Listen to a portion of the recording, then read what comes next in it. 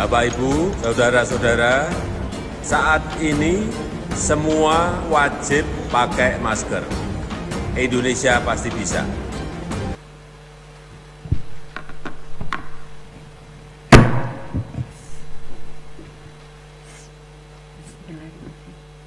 Assalamualaikum warahmatullahi wabarakatuh.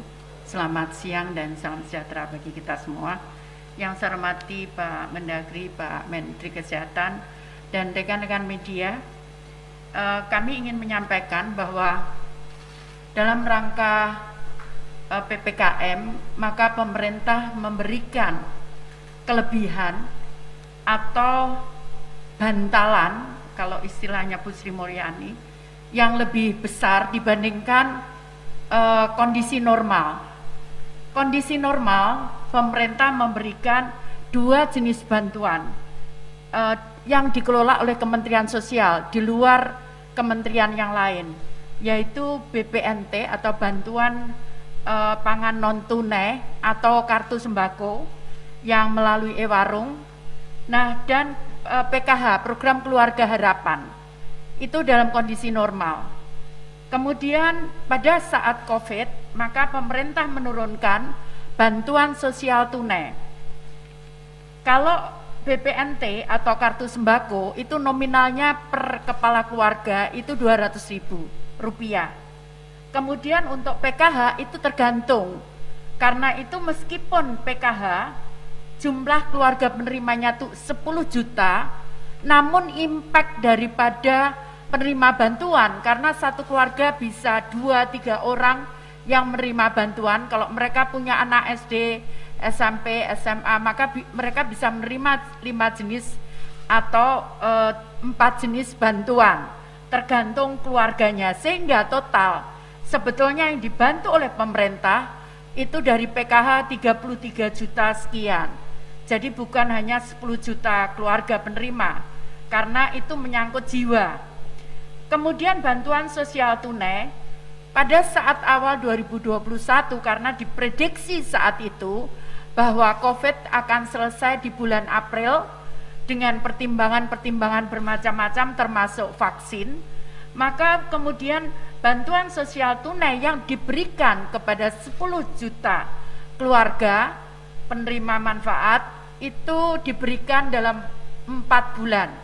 Nominalnya Rp300.000 per bulan, 10 juta. Nah, kemudian perlu kami sampaikan bahwa BPNT atau kartu sembako dan PKH itu beriringan. Jadi sebagian besar keluarga PKH, keluarga penerima bantuan PKH itu juga menerima bantuan BPNT atau kartu sembako. Sehingga saat terjadi PPKM kemarin, diputuskanlah penerima PKH dan bantuan sosial tunai diberikan tambahan beras masing-masing 10 kilo.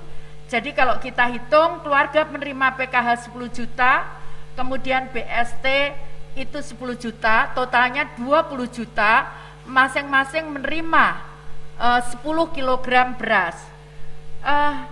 Di perjalanannya adalah setelah kita hitung bahwa tadi saya sampaikan bahwa keluarga BPNT penerima bantuan sembako ini jumlahnya 18.800.000, itu yang gandeng dengan PKH itu 10 juta.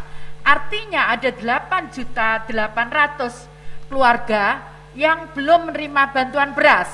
Nah, ini di bulan Juli ini disusulkan 8.800.000 kepala keluarga mendapatkan tambahan beras selain yang 20 juta tadi.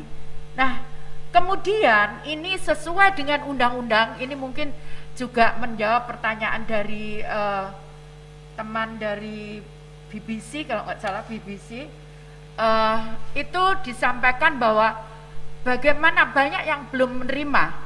Jadi kami kembalikan bahwa sesuai dengan Undang-Undang Nomor 13 Tahun 2011, sejak Januari saya menyerahkan data itu ke daerah.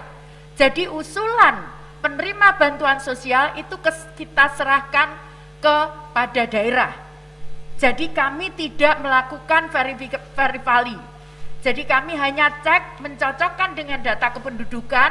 Oke, begitu cocok maka kemudian kita terima.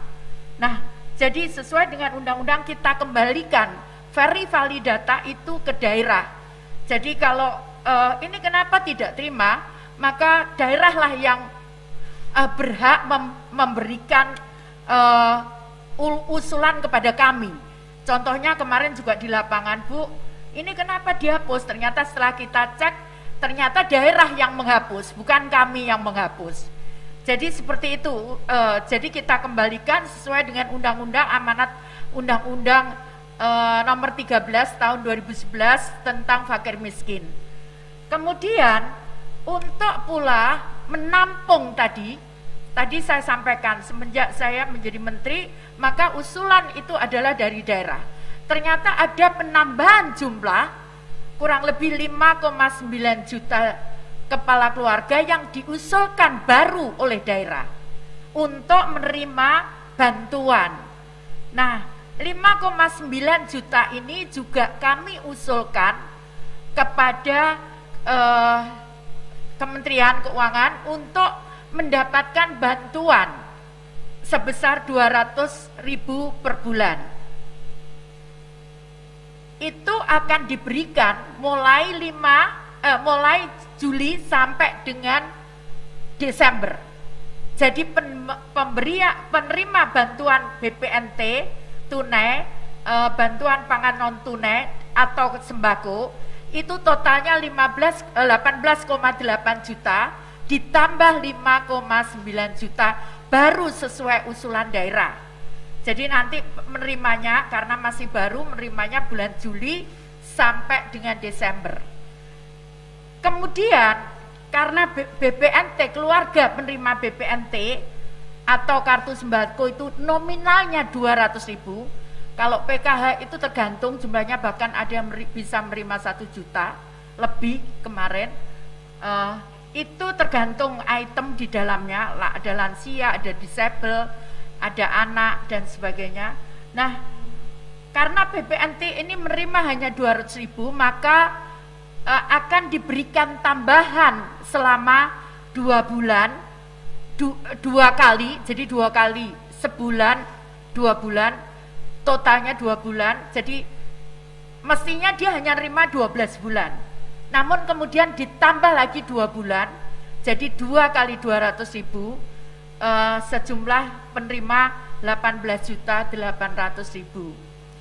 Itu yang bisa saya sampaikan. Kemudian ada pertanyaan, bagaimana menghindari supaya tidak terjadi ada case korupsi?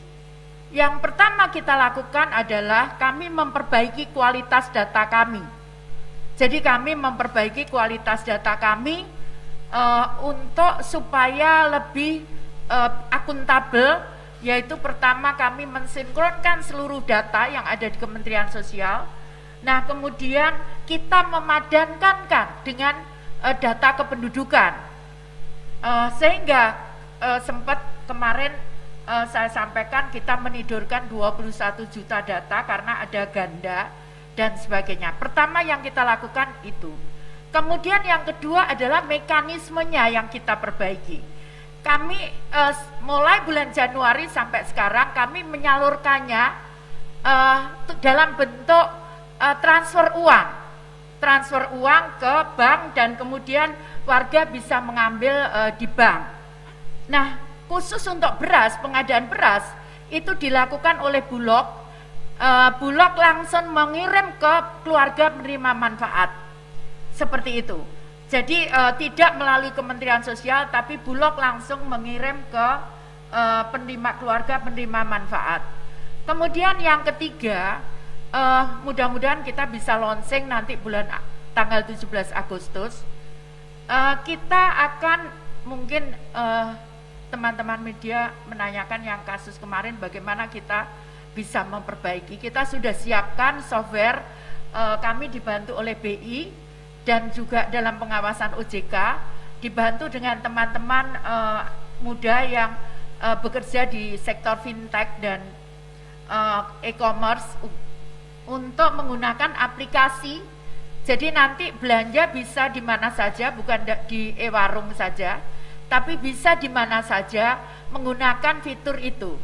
Nah, bagaimana dengan kondisi yang di tempat-tempat yang lain? Nanti kita akan sesuaikan karena kami mempunyai pula bagaimana bisa mengakomodir meskipun handphonenya nanti masih jadul, sehingga nanti seperti pilih nomor 1 dan sebagainya. Nah, ini juga bisa memberikan dampak. Kita akan cut, jadi sesuai dengan perintah Bapak Presiden bahwa tidak ada lagi belanja untuk rokok, tidak ada lagi belanja untuk minuman keras. Maka dengan fitur itu maka kami akan bisa membatasi, tidak ada lagi belanja untuk, karena nggak bisa keluar uang bayarannya kalau itu digunakan untuk beli minuman keras ataupun beli rokok. Jadi seperti itu fitur yang akan kita buat. Seperti itu kira-kira. Jadi kemudian yang berikutnya pertanyaannya adalah,